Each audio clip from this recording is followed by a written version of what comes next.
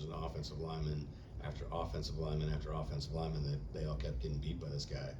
And we're like, man, he must have entered the transfer portal like during the season. It's not the same guy because they had the same number, but it's definitely going to affect it. I mean, they're seeing it already. You know, going to some of these pro days.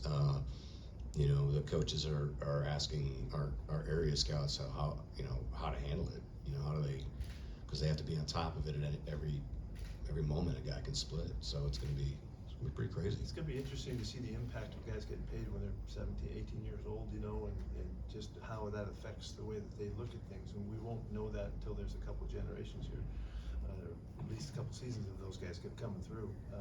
It's certainly rattled the cages of the college world. You know, the coaches they're into all kinds of stuff now. It's different than it's ever been, and there's really no way to see what the impact is going to be yet.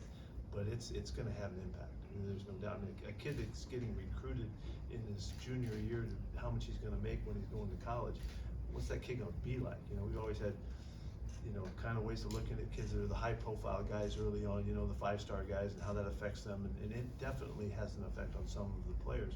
This is going to have a definite effect on some of the players that I don't know that we can predict at this time, you know, so it's going to be really interesting. I'm